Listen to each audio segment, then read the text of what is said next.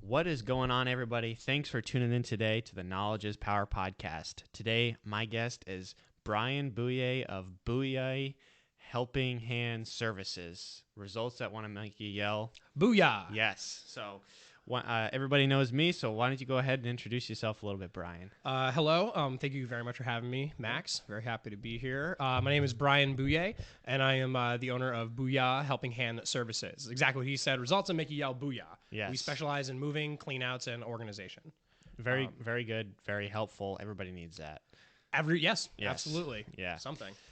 So why don't you go about, talking about your background, where you're from, what you did before you started your own business, and what made you want to eventually start your own business? Oh, man. Okay, yeah. So, I actually have only been doing this line of work for about 2 years.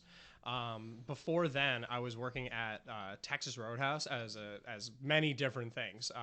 Busboy, fry cook. My first ever paid job was Andy the Armadillo, and I would wave at cars as they passed on the street, all the while trying to work in films and movies. And I had my own production company called Root Beer Studios, and we produced feature-length films, commercials for local businesses.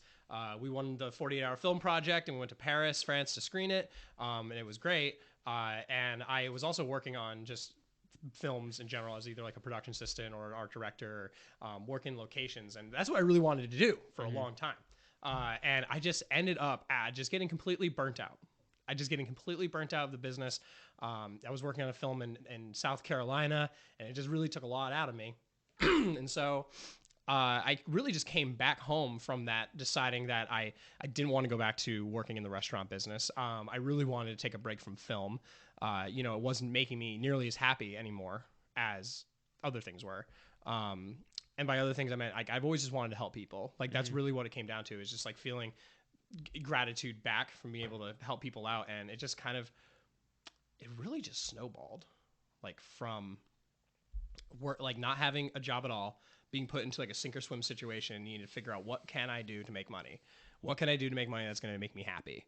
And asking that question is like, what is going to make me happy, kind of led me slowly to building the business that I have now. Just working with like other. Are you able to like edit anything? Do you cut it, or we just rant? It's just rant. Yeah, just keep going. I even leave in like the beginning. What was that? Like the testing. I even leave that in usually. Oh, you do? Yeah. I mean, because like I don't know how you. No, I don't really edit it. Yeah. Yeah. I like to say this is the Joe Rogan podcast without the controversy and the politics and all that stuff. Just a conversation without controversy. Okay. Yeah, because like once I start talking, sometimes I tend to get lost in it. I want to make sure that I'm answering your question. No, that's fine. Completely and fully. I mean, yeah. Okay. So working on the movies, not having a single job after that. I drove for Uber. I drove everywhere. I did that all summer. And then I was working for the Contemporary Theater Company doing like sales and marketing. And I was also working for this other company called Rent Sons, which is very similar to just like a helping hand, going around doing odd jobs for people, just helping people out. And that's what I really found I was most attracted to, is that line of work, because every day is different. You're always meeting people, you're always learning something, and people are genuinely grateful for you to be there, which is not something I experienced working in the food industry or in film at all. And I think that's what really got me attracted to it, and that's why I've continued to do that. And I haven't stopped. So, yeah. Well, so what sort of inspired you to switch? I mean, to make your own moving company. Like, there's a lot of different ways you can help people. But what was like, oh, this is how I want to help people? So, even before I did this, like I always enjoyed helping people move, which might sound weird. Like nobody likes moving. It's a very big stress. It is just it's and everybody has to do it at some point. And I always kind of looked at it as like it's a really good karma builder. Like before, I'm like driving people to the airport and helping people move are like the two biggest karma builders, I think, because it's just like one of those things that people got to do, and it's a huge pain. And like on the helping end, it's like you're just there to help. But I mean, I just decided to, I mean, moving is just part of what I do. It's not everything. You know, I just say I'm a helping hand, and it's like, which is different than a handyman. I almost kind of started off saying like, I'll be a handyman, but that's way more technical than like, I don't know how to do electric. I don't know how to do plumbing, but what I do know how to do is take this big heavy box from the basement and bring it upstairs and put it into a truck. Yeah. And there's just plenty of people that simply cannot do that or have better things to do. And it's just, from there, it's like, yeah, you want a couch you want on the first floor, you want to be brought to the second floor. I can do that. Yeah. People might not be able to do that. And it just kind of made me realize that there is just so much opportunity. And that's what part of it is. It's because it is always different. It's not just moving. Sometimes it might be washing windows. Yeah. You know, it's whatever people need at that time. Yeah. Well, it's definitely something that, I mean, having somebody that can do a lot of different things is helpful, especially in the business world. And I feel like that sort of, I guess, industry has been lost because everybody's trying to get into niche markets. Like painters only do, you know, paintings, and you have plumbers only do specific type of plumbing, carpentry, same thing. And to have one person that can sort of do everything, not in that sort of handyman aspect, but in helping around a house, moving things and stuff like that, and not being at one niche thing, and putting work away is a good thing, right? I guess that makes sense. Oh, yeah, it absolutely. You know, I try to keep myself open. Yeah. You know, I think it's important. I think doing what I do is a niche, you know, in the sense of like, it is a niche of people do need general help around their house, and they might not need all the time. They might not need a maid, but they might be like in the middle of, you know, divorce, or all the children have to go to a school, and it's just like they're a single parent in their home, and you know they need to do stuff and they just don't have time to do it. It's like, yeah, anything that you need help with, I can do that. And that could be painting a room. It could be doing your laundry. It could be moving your whole house to a different state. And I keep it all open. The only things I won't do is anything over one story or anything with sewage. Yeah. I just won't do that. Sewage is gross. I don't think I have the need to. That's a totally different niche that I don't need to get into. Yeah. I have a good story about sewage. Oh God. Okay. Yeah. So I used to work for RPE Waste Services, trash company. Okay. You know, great company. Loved working there. Owner's great. Family's great. Family friends of ours. And we went to a house in Westerly on Main Street, right near McQuaid's marketplace over there. And this guy had been flushing wipes, and the pipes were totally clogged. Oh my God. So how we go about doing that is we have a truck that has a massive tank of water in it with a power washer. And I had to drive that truck to the job, and I did that.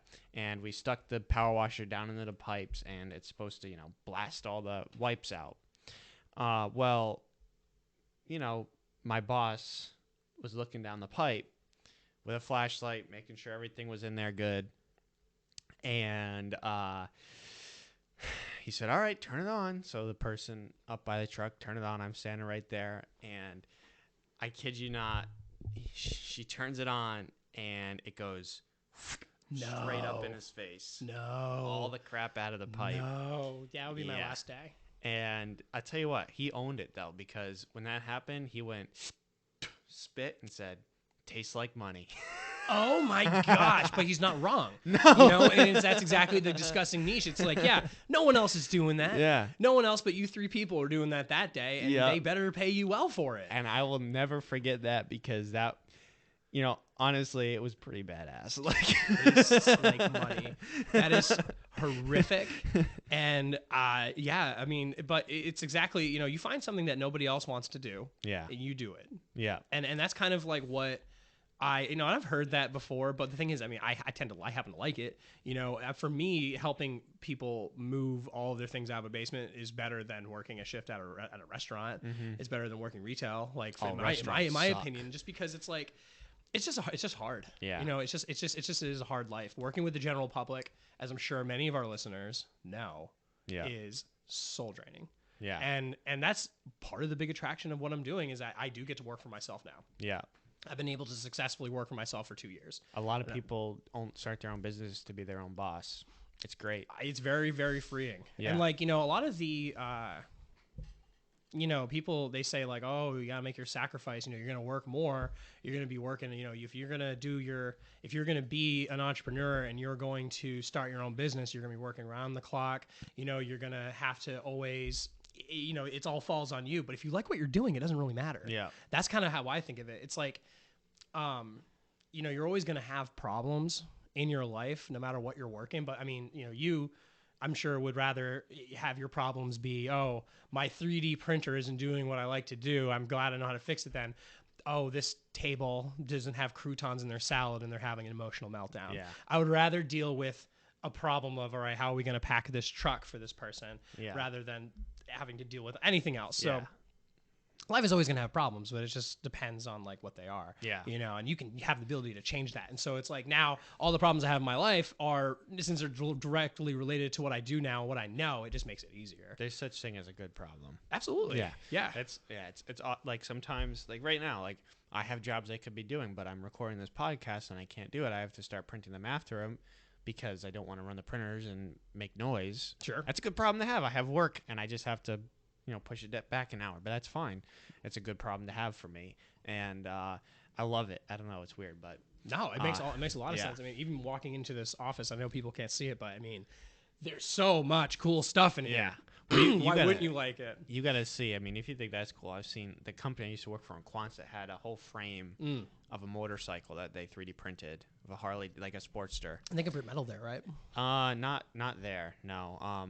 That metal is it's really expensive. Like one of those machines cost over $500,000. Yeah. So, and then you need a whole separate room to run it with a post-processing unit, and then after that you have to put it in a kiln and then bake it. So you have to have like 3 separate machines for this one machine. Yeah, that's a lot. Like they sell hobbyist quote unquote metal machines that cost $1,000, but then you have to ship it off to some place to get post-processed. Yeah, but if the client, if you're charging your client, once again, as an investment, it's like, you have no problem buying all these 3D printers because you're going to make your money back. Yeah. And it's like you're able to find money in a way that other people might not be able to. Yeah. I mean, that's kind of. No, go ahead. That's kind of like why I also have like really been attracted to like what I'm doing. Like I say I'm Booya helping hand services, and I am, but I am just a guy who's trying to make money doing what he is enjoying. Yeah. Doing something that makes me happy. And if I'm not happy, I'm not going to do it. Right now that is a moving company. I'm trying to like I'm not keeping it. It's not even a moving company. I keep saying that, but it's like, just general helping hand. But whatever that might grow into, it's going to be right in line with what I am enjoying. Yeah. But, it's helped me see money in places I've never seen. You might look at a pile of wood in someone's driveway and be like, oh, they got wood for the fire or whatever. I look at that going, okay, I could make money there. That's money. That's me going, I could go knock on that person's door and be like, hey, how you doing? You have a whole pile of wood. I'll stack that for you. Yeah. For, a pretty low hourly rate overall, better than, hurting your back. And then it gives you time to do whatever. Yeah. So I see money everywhere, including stuff on the side of the street. Yeah. You picking up something? Well, I actually have a business venture idea. You probably already have done it, but and I've seen other people do it, but I have an idea that I'd like to talk to you about. Okay. Yeah. Yeah, absolutely. But so I've been talking about marketing the past couple of podcasts, and I think the biggest takeaway is nothing beats word of mouth, especially in a local arena. I am nodding heavily. Yeah. Yes. Yeah, so I don't know if you want to talk a little bit about how you started to market, when you first started your business. Okay, sure. Yeah. I mean, something about what I do in particular is right what you said in the beginning, is that everybody needs help. Yeah. And a lot of times my next job comes from after I've worked for somebody and they go, hey, I have a friend who is buried in crap. Yeah. Like, not literally crap like you were talking about, but like, it just could be you can't get rid of anything, whatever. And that person has a friend. They might have a friend. And I found, because I was, like I said, I worked in movies for so long. Yeah. Where you really got to want it every day and work very hard and just kind of grind in a different way when you're working on movies, where it's like you got to really seek out your opportunities and you got to keep on it. And I applied that same method to this line of work. and quickly realized that it was too much. Like, I realized that I actually couldn't take a business card and just put it out somewhere because I would start to get too many phone calls and I wouldn't be able to keep up with it. Wow. Which is very interesting. Good problem to It's have. a good problem to have, but it's a problem that I never had before where it's like, wow, I actually, because I said I'm one guy, if you're getting like 5 phone calls a day for different, very strenuous physical jobs, there's only so much you can do. And I do hire my friends, and like I have people that I work with on a subcontracting basis. That's how it's like, oh yeah, if I have, a couch to move, it's got to be the other person to do that. Can't do it by myself. So I'm very happy to do that. And that was another thing too, is that like I've never been able to pay my friends when I was working on movies with them. Yeah. And I get to actually pay my friends a livable wage doing this kind of work. But with the advertising, I get most of my jobs through word of mouth. Yeah. 100%. Like, and I think that might just be particular to something that I do, where it's like, I am essentially a stranger being invited into somebody's house. Yeah. And, I think that it's better when somebody's friend goes, hey, this guy worked at my house already. He's really nice. He's safe. You can let him into your house. And sometimes people, when they need help, don't want to call up a service where they're going to talk to some directory and then they're going to send you whoever they have available. They want to make a relationship and connect with a person. Yeah. And Facebook, online. Yeah, you don't even have a website, right? I don't know if I should say this, but like, I don't exist. Yeah. Like, Booya Helping Hand Services doesn't really exist yet. Yeah. It is a face, and it's important. It's important that I am a business entity, but I don't have a website. I don't have a Facebook. I don't have a business card. I don't have a brochure. I have a voicemail. I put my personal voicemail to be my business, and that's all I've needed. Honest to God. And I always, I get compliments like every day on my voicemail. They're like, that's a really upbeat thing. I'm glad that I listened to that. And like, it's, I guess, reassurance enough. And like, I want to grow. Yeah. I want to become an LLC. Obviously I am insured. I think it's important to say. But I think that right there, it's like that shows like what you need. That's all it takes. All it takes is a little bit of motivation, a voicemail, and show up on time and smile. Like, be friendly. Like, that's part of it. Like, a lot of times people I work with are in very depressing states of transition, whether it's been a death or it's been, a divorce, like I said. And sometimes you got to just, it is more, sometimes being a good person that's happy to be there and happy to help them out, it helps more than moving their couch. Yeah.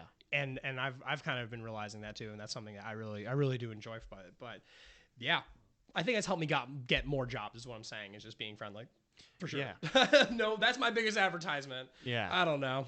I mean, it's pretty good because especially in modern, like, you see all these marketing companies pushing social media a lot. And I think for a lot of businesses, it's a good idea. But you see, especially now, like subcontractors and contractors in general are super busy, and all they need to know is one guy, and they got plenty of work. Yeah, and it's crazy, like the amount of work that's going on. Because I mean, I work for the hardwood flooring company, and like he doesn't like need more work. I mean, he's booked out till the end of June. Yeah, like and some people are even booked out further than that, and it's crazy. And I think it depends what you want to achieve. Yeah. As a business, I mean, there are some people that want to just conquer the world and take it to the very end and to get everybody. Like, if I'm going to do this, I'm going to make sure everybody hires my business.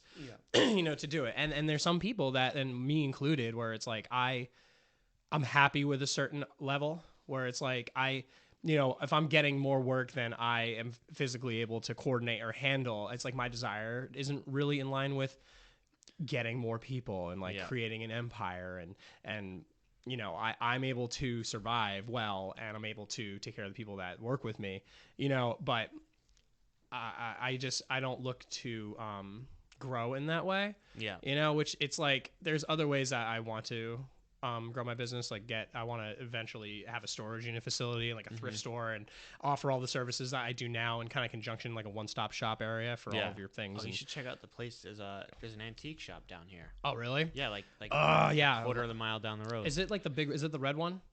It's a big building. Yeah, it's like a red. It's like a Oh gosh. Big dirt parking lot. Yep, right I know here. exactly what you're talking. I've never actually been in there. I haven't either. I should probably stop in there. But it's busy all the time. Yeah. Like, it's crazy. I wouldn't expect it to be. There is, I can tell you, an unlimited amount of things in the world. And that is the other half of my business is, I am a reseller as well. When I clean out a house or an estate, and I clear this with the family and everything, a lot of times it's like, they don't want to throw these things out. But they have to, or they feel like they have to. Yeah. They're like, we don't have the time. We can't sell it all. We've already done the estate sale. We've already done the auction. And now here's all the leftover things. But it's like, this was something that was important. And it's like, I try to not throw things out. And I'm happy where it's like, I feel like I'm doing my part in the world a little bit, where if it comes in my possession, I do all I can to give it a new life, whether it's taking an old piece of wood furniture and I refinish stuff like that, which you can sell for money. And it just kind of, it's like, it never ends. Yeah. The opportunities never end in this. And it's just like, I have a whole storage unit that's just full of cups and glassware that I'm just going to sell at a yard sale for like $1 a piece. And it's like, but that adds up. Yeah. And it's like, reselling, you don't have to buy anything new. Yeah. It's a little harder, but I just got 4 rolls of Tyvek yesterday off of Facebook Marketplace for $75 total. They're like $100 a roll. I'm probably going to be able to finish my entire garage doing that. Yeah. But that was because I went to a secondhand market and I looked, and I didn't cave and try to get my thing right away. Or it's like I took the time. It takes a little bit of time, but you can find those things. Yeah. Facebook Marketplace is interesting. The Wild West of e-commerce. I'm telling you, it's crazy. Because Craigslist is sketchy. Well, yes, but I will say with my experience at Craigslist, that is the best place to sell commercial items. Yeah. If you got something weird like an industrial sink, something like that, which is real. That's a real thing. I mean, I had these 10-foot long, 4 feet wide sinks. And they were stainless steel, humongous. I'm like, I don't know where it's, because Facebook Marketplace is where people are trying to get a side table, a chair, a glass set, maybe a TV, small home things they need right now. Yeah. And then Craigslist is kind of for more not serious buyers, but a little farther reaching and a little more of if someone runs their construction business, a lot of times they go on there looking for extra stuff. Huh. eBay is good for collectibles. Yeah, I bought that 3D printer off of eBay. Yeah. And then it didn't work. Well, yeah, there's also that. Yeah. I don't know. I haven't had too many negative experiences. With eBay, I've lost quite a few times because you don't know. It's hard to guess the shipping. I've sold an item for $50 and it cost me $131 to ship. Man. And I was like, ooh, I lost doing that. Yeah. Etsy's good for handmade stuff, as I think we kind of know. I don't really know about Mark Carey. What is it? Mark Carey is I've never even heard of probably that. the more larger advertised right now, app for selling. I've never even heard of it. It's just another app. Yeah. I think I don't really I haven't really got into it yet because there's only so much I can handle, and I do just a lot of Facebook Market because it's the easiest thing. Yeah. I think everybody listening to this should start a Facebook Marketplace profile, go through your house, look at things you don't want, take a picture, and start making cash. For real. Well, it's so easy. You probably already thought, but there's a bunch of free stuff.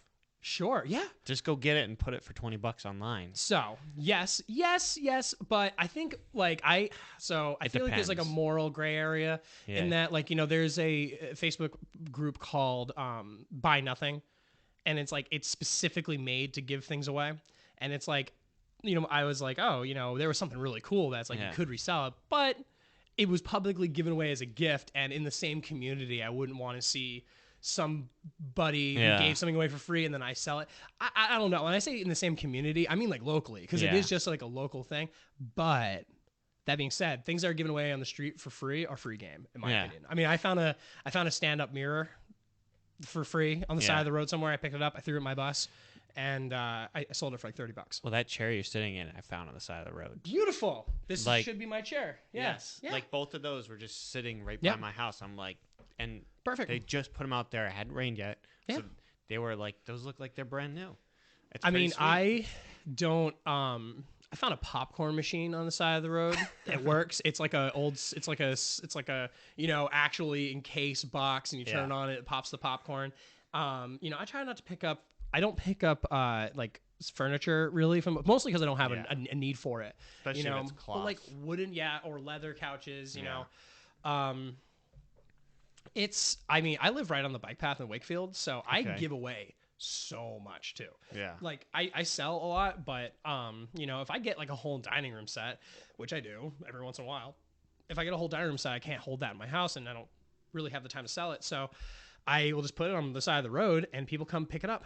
It's crazy. I mean, everything I put out there, even mattresses, and I check them to make sure that they're good. But the way I look at mattresses is if they're good, one, they're a big pain to get rid of. Mattresses are like a whole ordeal. And they're expensive to bring to the dump, too. Yeah. I mean, most transfer stations in Rhode Island, you're allowed to bring 3 units per day for free if you're a resident. And then 6 units, and by units, I mean mattress and box spring.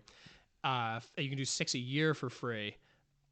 After that, and I don't really know how they keep track of it. Someone told me if I cut a mattress in half, it doesn't count.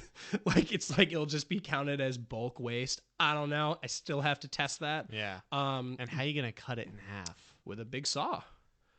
I mean, that's how I got it. I guess it'd be like you cut one in half. I mean, I could. I have everything I need to cut it. I mean, you just take a big saw to it and just cut it through the middle. You gotta watch out for the springs and like all a that. Sawzall. You just gotta. But you know what though? It's like, what's the bigger pain? Yeah. Is it the money is or it a big? Well, it depends how much. Because if you have a destroyed mattress, it's actually $80 a unit to dispose, pretty much statewide. $80. Yeah. So if you're like, oh, I want to get rid of my mattress, I'm gonna drag it outside. Maybe someone will take it, and then it rains. You just went from having, I can get rid of this for free, to it will cost you $80. They won't take. It's crazy. Like there's this one place, the biggest mattress disposal place. And I feel like this is actually important to talk about because, if anybody out there is planning on moving and you got to get rid of your mattresses, plan the mattresses out because you will be stuck with a bunch of mattresses that you might be screwed. So Ace Mattress Recycling in West Warwick, you can drop off 8 per year for free. And then after that, it's only like a little under $20. And they probably just clean them up, turn around, and sell them. Well, once again, you can only dump them there if they're good. Yeah. I mean, actually, mattress recycling, exactly what you said, is a pretty big industry. I wouldn't want to get into it because it takes a lot of space. Yeah. It takes a lot of time. I've seen videos of people that are like, we bought 25 mattresses and then we flipped it and made $30,000. But it's like you see the video of them hanging up all the mattress coverings in their living room with their kids everywhere, and you're like, yeah. But at what cost? You got to think about what you really want it. What you want to do. Yeah. Right now, I'm just hoarding old pieces of wooden furniture and trying to, give them new life, which is probably my favorite hobby that's come out of doing all this stuff. That is pretty cool. It's just because, I stopped somebody at the dump. They were about to throw out this beautiful side table. It's my favorite piece of furniture. It was a 2-tier. It's a 2-tier leather. It has leather top with gold embroidery around it, and I've never seen anything like it. It has little little doors that open up on the beneath. Either way, stop them from throwing it out. I got it. I cleaned it up, and I looked up online, and if it was in good condition, it's $1,000. Oh my God. It's it's from 1920. It's just beautiful, but it's that person didn't have the time. It wasn't the only nice piece of furniture they threw out that day, but he was I was like, I gotta stop him. I saw the top of that table come in on his back of his pickup truck before he even got to the tip, and I knew I had to take it. I'm glad I did. And now that thing that was supposed to be in the dump is in my house. I use it every single day. Yeah. And it's a relic that I got to save. So it's I try to prevent that from happening. And I'm not going to sell it, but the money could be there. Yeah. That's crazy. It's very, You never think that there'd be a lot of money in trash, but there's so much money in trash. It's crazy. There's so much money in trash. There's not even, it's besides the things that work that you can resell, metal, scrap metal. The reason that they let you take your scrap metal to the dump for free is because they cash it in. Yeah.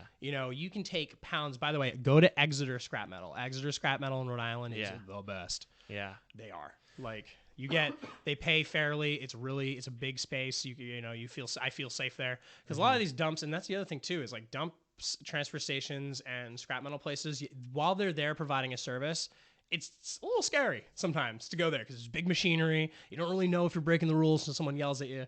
So it's like I like to take that off of people and help them out and do that. Well, especially wood now because it's gone up so high in price. Wood has. And like, I'll clean out a garage and I'll find bunches of wood. It's like gold now. And I will, and you look at that and I get to stack that, but you wouldn't think of that. Some people don't even think. They're like, I just got to throw this out. I mean, I have a magnet where if I'm doing a garage clean out or like a basement clean out and people think it's junk, I'll take my magnet and I'll test everything to see what's aluminum, what's brass, and I'll separate it as we're going because it adds up. Yeah. It really, and it's just one more thing where it's like, I got paid to remove the thing. These people are happy, but I found another way to continue to make money after the fact. Yeah. Yeah. Well, I guess I want to kind of move off that topic because, and this is something that I don't really talk about that much, but I've been recently invested in cryptocurrency. Okay. Dogecoin. Sure. Yeah. And I was wondering if you have gotten into that at all. I have not. I know of it. I don't have the equipment to mine it. I don't really have the knowledge of it. I need to get into investing in general. Yeah. And only until recently, actually, have I felt comfortable to invest. Sometimes it's hard. It's hard to make that first step to be like, okay, I'm just going to put my money into something and hope years later that, but I know it's the right thing to do. Yeah. So I guess my answer to that is no. I unfortunately don't have any knowledge or experience with cryptocurrency. Yeah. But I would like to invest. Yeah. I look at a lot of my investing that I do is like I bought a bus. And that was an investment of money. The coolest short bus in South County, right? Yeah. Yes. Yeah. I bought myself an old Massachusetts public transportation bus, and that's what I take around to do most of the jobs that I was talking about. You know, any jobs that aren't bigger, you know, a lot of times I have to buy rent a U-Haul a lot of times, which is why I'm thinking about buying a box truck next. Yeah. Well, those Isuzus, like those things are rock solid. I hope so. Yeah. I saw one broken down the side, and like I saw one broken down in an apartment complex yesterday. Yeah. And like I stopped because I wanted to ask how big their truck was, and they're like, "Don't buy this truck." And it was an Isuzu, and I'm like, I want to. I think it depends. It might have just been like a bad there's truck. so many different versions of them. I probably have to do some research, but the ones that they have at RPE, like he's had those for like some of them have hundreds of thousands of miles on them. I mean, diesel engines can go for almost 500,000 if you take care of them. But like, I want to go to Ryder Truck in Providence and take a look but once again, as an investment, it's like doing the work I'm doing. I know if I buy a $30,000 truck, I'm going to be able to make that back. Yeah. You know, just by the rate of that. I've had to rent U-Hauls. I rent like 4 U-Hauls a month. Yeah. I wonder if it's cheaper to buy the truck without the box on it and then find yes it is. Yeah. Well, and then find it, I don't know, another box. But you gotta think of that, you know, you're on your own. Yeah. You know, do you know how to connect that? No. Do you know, it's like, what do you probably just some big deadbolts. Maybe but it's one of those things where it's like, okay, do you it's you know, you can buy cheap shoes that won't last as long, or you can spend the extra money to get some good shoes so you don't have to spend the extra time and the money. It's like I've recently learned to weigh that because I was very cheap for like a long time. I feel like I would always, if I'm buying a product, like I would kind of be like, okay, you know, I'll get the cheaper one. And it always ends up being a bigger struggle. It's like you want to get, like, I don't even know why I thought about like a DVD burner, like a little simple DVD burner. It's like, I'll get the $20 one instead of the $40 one. And then it just gives you $20 extra worth of problems anyways. Yeah. So it's like your shoes will fall apart if you cheap out on them, and then you're going to be back at the store taking more time and spending more money on shoes. Yeah. So you might as well just invest the money up front and then get more, and then you do get more of that reward back over time. Well, back on the cryptocurrency thing. Sure. I invested in Dogecoin, it must have been like a month ago now. Guys that I work with buy a lot of it. And one of the guys I work with bought it when it was at like 0.003 cents. And his initial investment was $350. Like, and he got tens of thousands of Dogecoins for it. And now it's trading at 60 cents. Mm-hmm. So that initial investment of $350 was now worth, when it peaked at 70 the other day, 70 cents, $35,000. Yeah, that's insanity. And it's Yeah. I mean, there's no denying that. There's no fighting that. That was a good choice. And the thing is that you see a lot of these big stock brokerage companies, and they're like, don't do it, don't do it, don't do it. And they say there's nothing backing it. Well, there's, $100 billion backing it. Literally Dogecoin is worth more than Ford and Twitter. What? Dogecoin, this made up currency on Robinhood, is worth more than a company that's been around since 1901. That's crazy. I just don't know what I would use cryptocurrency for. I suppose just make money. Maybe just to have as an investment. I regret not buying more. I bought it 27 cents. But if it gets to like $10 in the next 5 years, I'll have a few $1,000s out of my $235 investment. Yeah. Like, it's just crazy. And Dogecoin is only going up, and because Elon Musk is going on SNL tomorrow. Okay. I never watch it. I mean, I haven't watched. Is SNL. he hosting SNL? He's hosting it. Oh my! And he's a big pusher of Dogecoin. Yes, I do know that. So I think that it's right now. It's sitting around between 50 and 60 cents pretty comfortably, and I think it might peak at $1. And if it does that, then I'll probably, I don't know. I say I'll sell, but I think I might. I mean, I don't have enough where it's like it'll make a difference in my life. So I think I'll just let it ride, peak, and then when it plummets back down, it'll probably plummet back down to like 20 cents on Monday, and then I'll just buy like a lot more. I don't know about the specific amount, but hundreds more. I mean, you and I have that ability to make a risky and large investment. Yeah, because I'm 19. If we wanted to. I mean, I'm 28. Yeah. I'm going to be 29 next month. Yeah. But, like, yeah, you got plenty of time to invest a bunch of hundreds of dollars and lose it all. Exactly. Like, and yeah, I mean, I think I might even do more. And why not? I know, because, I mean, I'm 19. If I lose it, I have the rest of my life to get it back. Yeah, I mean, you're I'm sure you are, I feel like you're told this a lot. You're very smart to start now. You know, like it's because people don't think about it. Well, I didn't get this idea. It was the guys I work with. So but like either way, you pulled the trigger on it. You're investing now when you're 19. And I was told when I was 19 to invest now, and here I am 28, and I haven't. And it's like, well, I should have done that, and I should just do it. Well, a lot of people like have told me to save.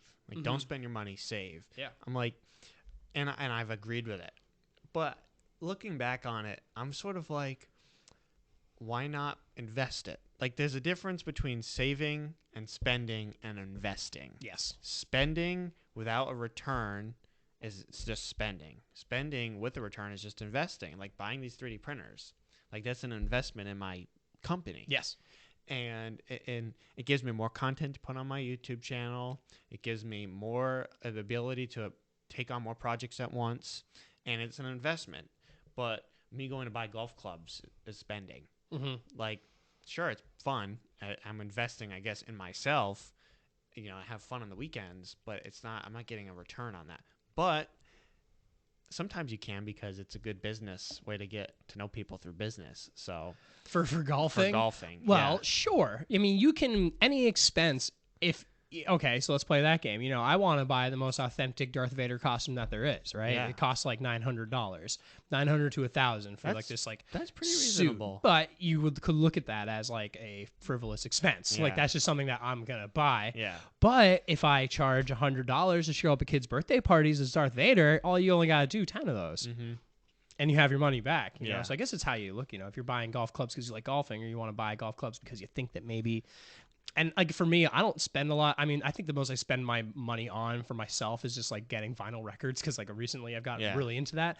But I don't make any big purchases for fun. I feel like I'll buy a bus, I'll buy tools, but at the same time I'm buying what I like. So it's kind of like a double thing. It's like, I'm going to buy this bus and it costs me this much money, but it's really fun and I'll get to make more money out of it. So Is it a stick or is it? No, it's No. it's gasoline and it's regular automatic. Yeah. Okay. Thank God. Yeah. I would like to learn how to drive the stick at some point, but That's what my car is. there was something I also wanted to bring up about investing. Oh, well, it's just like, you're talking about saving money, and I know Yeah. Michael Paolino brought this up in one of our BNIs, and I've Yeah. heard it before, and it's very true. Keeping your money in the bank, it's sitting there not doing anything. You are losing money. It's like every year it Yeah. depreciates, and so, if you just save your money and you keep it in the bank for 10 years, you're literally going to have, you could have $10,000, you could have the same amount of money, and it's going to be worth less. Yeah. Inflation 10 years is later. inevitable. It's so so it's like you have to have to do these things. Yeah. So and I say that as somebody that has no stocks. Yeah. So you have to get stocks, even though Yeah. I Well, don't. Well, that's the but thing. I is will. The stock market, you hear so many different things. You hear, oh, it's going to crash. It's not going to crash. It's just going to keep going up. And I don't know what to trust or who to trust. And honestly, in my opinion, I wouldn't be surprised if it crashed, like plummeted, because it's so bloated. It's been bloated for years now. And it's just like, but the thing is our economy is so good now, it'll just find its way back. I think that won't be an issue. So I don't know. Well, it depends how you want to play it. Yeah. It's I think that it's good to have different eggs in different baskets. There's some people that have everything that they got in their investments, and then if it does crash, they lose it all. And then that's not great. You don't want to do that either. I mean, but then like people invest in cryptocurrencies because it normally doesn't follow the trend of the stock market. Like, yes, Bitcoin crashed, but who thinks Dogecoin, if the stock market crashes, why would Dogecoin crash? It because most of the people that invest in Dogecoin don't have stocks, like me, just some kid who just saw it on Reddit. download, saw it on Reddit. or, I was like, or I'm was gonna do that. recommended with the guys I Yeah. work with, and just bought, $100 and then $25 and then another $25 and then another $100 or something, and it's like, I don't have any money in stocks, and I don't really plan on buying anymore because what's the point when crypto is so good? And Diversifying. Yeah. It's just diversifying your portfolio. I would say it would be the best reason to have more, because like you said, if it does, then what? And also it depends how you want to play it, because you're like, oh, do I sell? Do I go? I personally, I feel like once I do get into it, I won't have the time to kind of just be like a trader, like a day trader. Yeah. There's some people, like I'm in like a group text with some people right now. They talk about stocks actively, and they share information, and they just kind of go back and forth. And it's been really good to like read up on it and see like where they're at. But they're like playing at a level that I don't think I could handle. Like, I think that when I do my investments, and there's ways to do it where it's like we're talking about being younger and being able to risk it and do, but there's a way to automatically make smart investments through like different services, or you go to an investment advisor, which I'm not at that level yet, but there's different online platforms to do just that. To be like, I'm interested in these specific things, and then you put this much a month, and then it does it kind of for you. Yeah. Which I feel like would be where I would lean a little towards it. Plus, doing a little bit that I would pick. But like I said, you gotta, I think you gotta be well rounded. Yeah. If you're gonna do it, coming from somebody that hasn't done anything. Yeah. Being me. Yeah. I mean, it's like I said, it's one of those things that is just crazy hard to predict. But I mean, I just see with literally almost every major currency just being worth less and less every day, I feel like crypto will become a lot more relevant before we know it. I mean, yeah, as somebody that deals a lot in cash, that's a scary prospect. It is. I do look at, even this past year, all of the cash money is disappearing. No coins. Everybody wants to go digital. So and that's there's a whole essentially thing with that. I mean, I like for my business, I don't take any cash. It's all, I don't see any, like, nobody hands me cash. It's all invoiced through PayPal. Yeah. And then it just goes my Navigant bank account. Yeah. Well, And- you gotta still. I mean, you do your own taxes. Yeah. But like, it's not like I'm holding cash. Like, it's literally as real right now as Dogecoin is. I suppose, but as somebody who might be considered a junker like me, and like a trader, and someone that like gets things off the side of the road, and like cash is king in my world. Yeah. So that's kind of difficult to be like, if I go to somebody that has something on their front lawn, I'm like, great, will you take a Bitcoin? I mean, maybe they would, but they probably won't, because they don't know how. Or Venmo. I mean, like, I use Venmo. I use Yeah. Venmo all the time. But for somebody in my position, I suppose like cash is just, it makes it easier. Yeah. You know, I mean, I could definitely see it being like phased out. You watch American Pickers? Oh yeah. Yeah. I watch like all those, but you know what's funny is Yeah. I haven't actually watched those shows. Like I watched American Pickers and like Storage Wars and Pawn Stars before I ever did any of this. I like Pawn Stars. Like yeah. before I ever did any of this kind of thing. So I would like to watch it again, kind of having like a different mind. And that's what's Yeah. fun about it, is because you just learn, like you Yeah. continually learn. Like I had this junk pile that I started, this like junk scrap metal. I thought it was scrap metal, but as I learned what different things were and the worth of stuff, I realized that there were certain things in the pile that I could sell as they were for more than I would get for scrap, because I just learned more about what they were. Yeah. Yeah. So that's always cool. Like build on knowledge like that. Yeah. Well, and here's another thing that I don't really talk about a lot. But before we started the podcast, you said you watched the Star Wars 7, 8, and 9, right? Yeah. So do you like those movies? Oh man. All right. So we're gonna debate about this a little bit. Well, I mean, we can talk about. Yeah. So I think that nobody's ever going to be happy Yeah. with a Star Wars movie. Yeah. I mean, I think that when I go to the movies, I go to enjoy myself and Yeah. kind of pretend I'm somewhere else, I suppose. Yeah. And like, I watched the ninth one last night. Yeah. I wanted to like it. The Rise of Skywalker. Rise of Skywalker. I really wanted to like it, but there were just really obvious things they just didn't follow up on. Yeah. Like a lot of it. Yeah. Like, oh, so we won't have to debate on this. Okay. Yeah. I mean, it was cool. There was like action. It was cool action. It was Yeah. like, what's up with all the trippy talking to each other through space? Yeah. Like, you know, in the original trilogy, there was only kind of like one trippy, weird kind of Force moment where like Luke got lost in the woods and then he saw Darth Vader and then he Yeah. saw. Well, you know, it was all in his head. And it was all in his head. But it's like kind of the same thing. Yeah. Where they're talking to each. But the thing is, who was the girl that was Finn's friend? The Rose. The What Asian happened to chick? Rose? Yeah. Well, Like, I think She wasn't even in the end scene where everyone's hugging and Yeah. partying, having a great time. They left her out completely. I know. Also, there was this really dramatic moment where they wiped out C-3PO's brain. And yeah, they did that dumb thing where they made him better again. But in the actual dramatic moment, he had this moment where he's like, I'm going to do this big sacrifice for all of you. Like, you barely know It's them. like he's been there from day one. Yeah. Well, he's seen everything. He's been in every movie. I think he got his mind wiped at the end of Episode 3. Episode 3. Yeah. So it's kind of like, either way though, He's he's been like, in him and R2 have been in every Star Wars installment. yeah. And to have that moment where there's like, oh, we're gonna wipe your brain, and they right before he went out, they're like, oh wait, I thought of another idea, and they unplugged him, and then like that scene kind of ended with like laughing and like a joke, and Yeah. like C-3PO is just like gone. Yeah. That was a little. I feel like there could have been a little more respect in there, but Rose disappeared. Yeah. And I think that it was like J.J. Abrams tried to make two separate movies at once because they changed directors, and it's just like, Oh, yeah. I mean, it got mashed together, and it's I want to like it. Yeah, I did. want to. I loved Episode 7. Like, my dad and I walked to that movie theater, and we were like, that was awesome. Sure. And we were like, this is going to be awesome. And then Episode 8 came out, and I'm going to be honest with you, I walked to that theater, and I'm like, that was pretty good. And then... Well, you said you like Episode 7? Is that what you yeah, said? Okay, and then yes. Episode 8 came out, and then I walked to the theater, I said, I was like, that was the best Star Wars movie I ever saw. And then I watched it again, I'm like, oh my God, that was the worst Star Wars movie Yeah, I I mean, ever like saw. the thing with the seventh one there is that it was the first Star Wars movie to Soft come out reboot. so long. Yeah. And it was just, it 10 hit every years. nostalgic note. Yeah. You know, you saw your favorite people and Yep. places and music, and you're like, yeah, my God, this is Star Wars, and Yeah. it's always going to feel like this forever, and it's never going to stop. You know, that's how I felt when I saw the first Yeah. one. I like cried in theater. It was so like stupid. it- But, you know, it's, yeah. Ryan Johnson on Episode 8 definitely confused me with the spectacles because it was a very good movie to watch and look at. And they all are.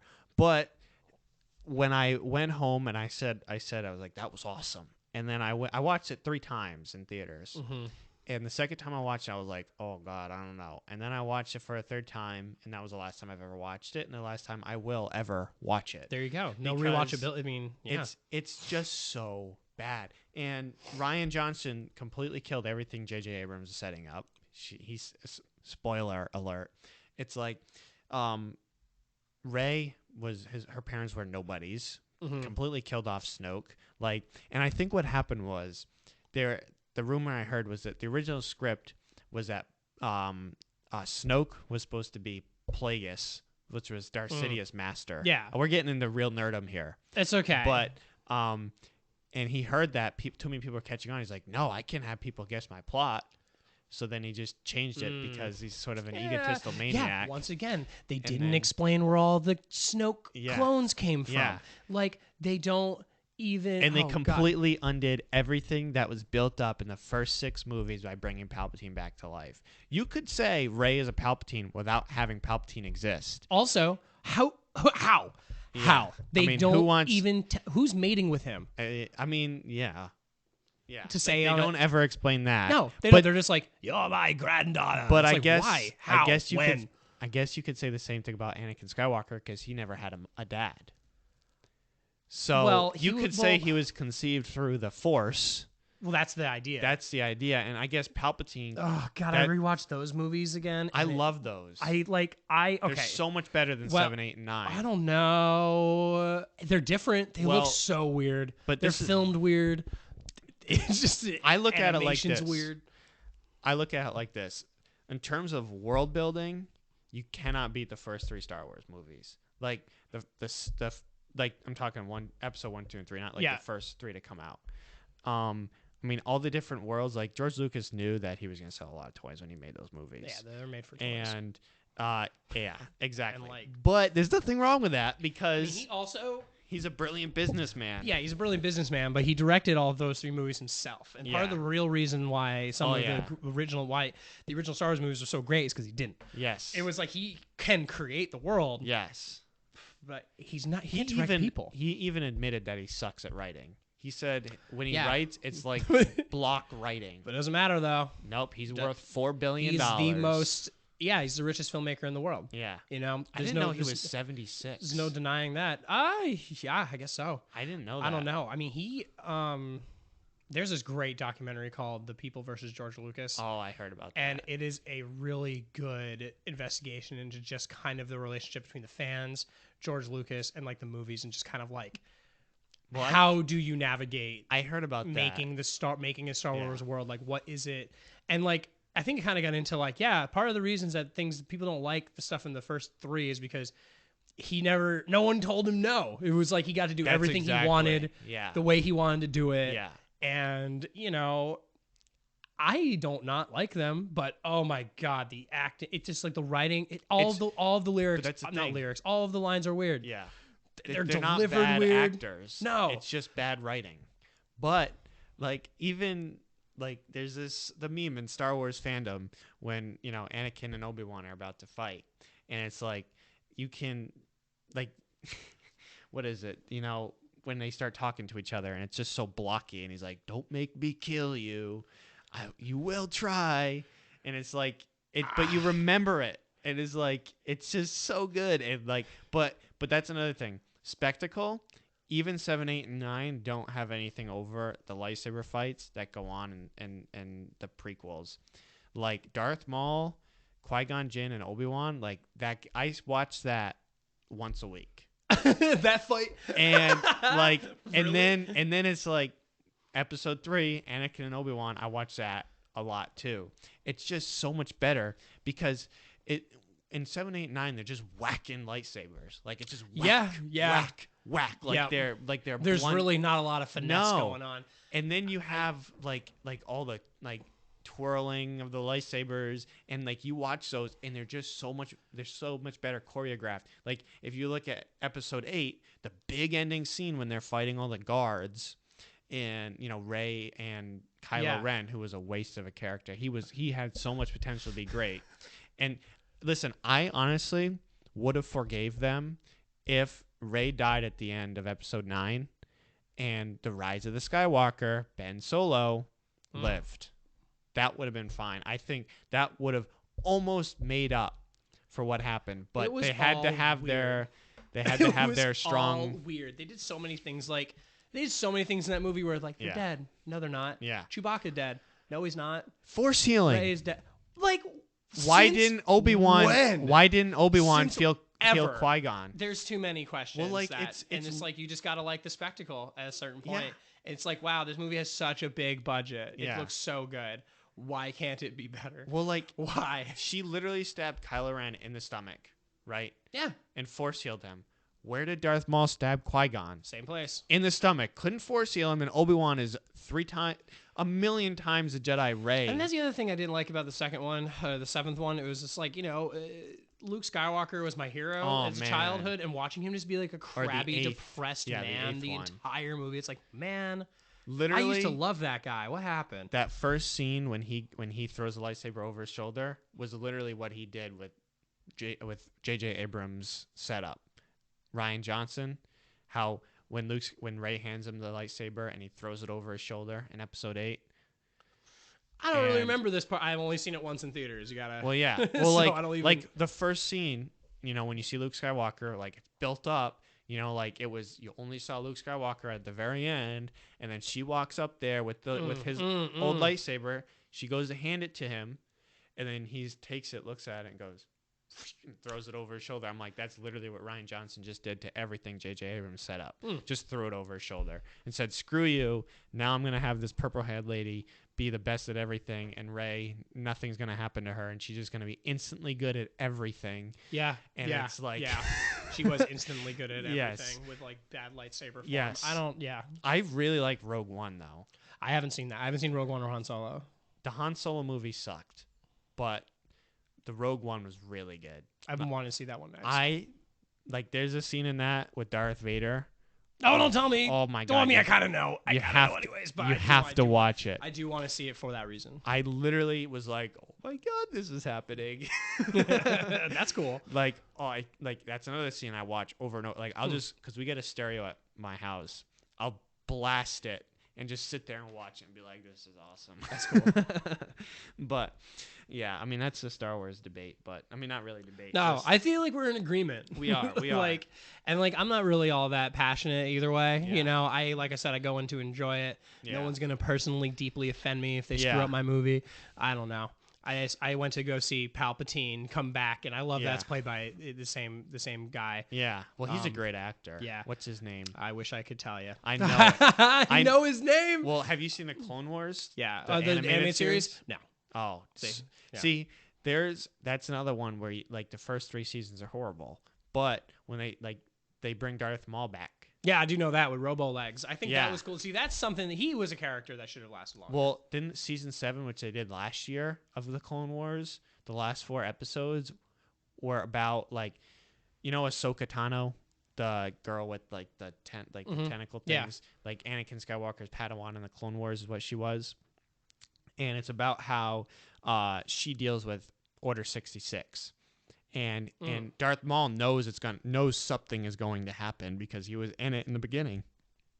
And it's about on Mandalore, they have this big battle, and they think they can capture Darth Maul, but he's setting this whole thing up so that he can get Anakin Skywalker to come, but he doesn't. Ahsoka comes instead because he wanted to kill Anakin because he knew he was the key to everything. And she didn't. You gotta watch. There's 4 episodes. I know there's so much more in the world that I'm missing. It's so good. My housemate Aaron, he was making fun of me all of this past week because he's like, "You're not a true Star Wars fan." And maybe I'm not a true fan of anything, but I am an observer. See, don't let them say that to you because it's just you haven't seen all the content, and there's a lot of content. And there is a lot of content, and you work, so you have a life. I mean, I'm lucky because.